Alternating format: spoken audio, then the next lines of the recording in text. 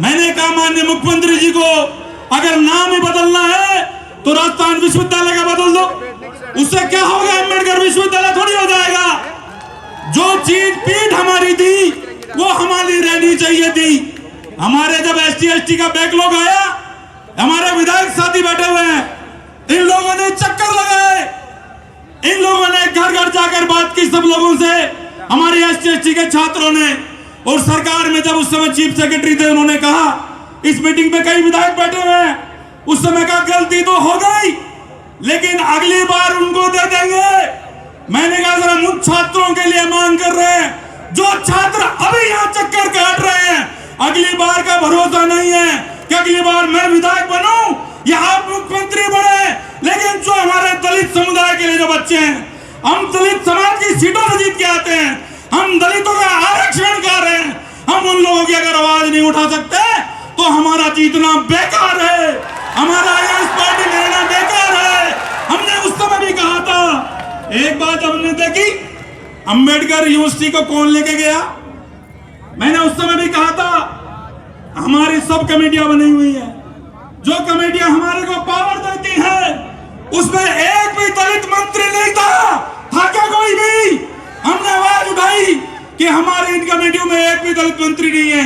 जो नीति निर्धारण करती है कमेटियां, अगर उन कमेटी में हमारे दलितों के मंत्री नहीं होंगे तो हमारी आवाज कौन उठाएगा? उसके बाद में हमारे दोनों मंत्रियों को शामिल किया।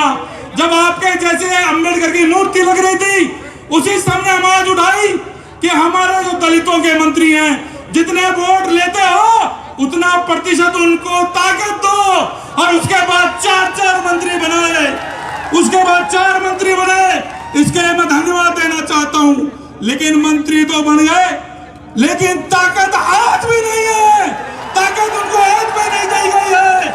मैं आप लोगों से पूछना चाहता हूं, हमने जवान से मांगा था कि PWD मंत्री हमें दो, हमने कहा था चिकित्सा विभाग हमें दो, दे दिया, बहुत बहुत धन्यवाद। लेकिन मैं आपके समक्ष कहना चाहता हूं, ये हमारे प्रधान, पंचायत समिति के लोग, गांव के लोग बैठे हैं, अगर मंत्री 1 किलोमीटर रोड अगर दे सकते हो तो मुझे बता दो।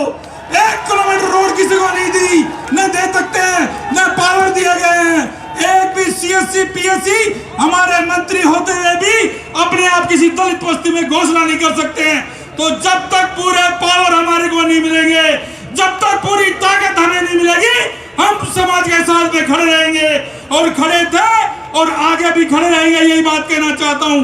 सरकार कोई सी भी हो, किसी भी पार्टी की हो, अगर समाज के भी लोग कह रहे थे, आर्य साहब ने एक बात बिल्कुल सही कही कि हमारे 56 विधायक हैं। आर्य साहब, मैं आपका आदर करता हूं, मैं भी आपके साथ हूं। आपके 56 विधायकों को कर दो साथ, हम उनके साथ हैं, ताकत के साथ हैं और उनके साथ में खड़े रहेंगे।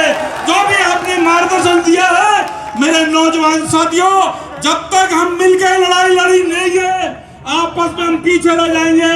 सम्मानिय सतवीर जी ने सही कहा, हम मांगने वाले नहीं, देने वाले लोग होने चाहिए। ये बात बिल्कुल सही कही है।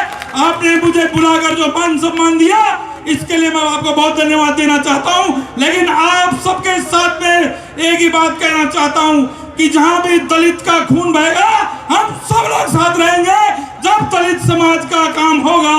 बहुत बहुत धन्यवाद, नमस्कार, जय हिंद। बहुत बहुत धन्यवाद प्रकाश सोलंकी जी। और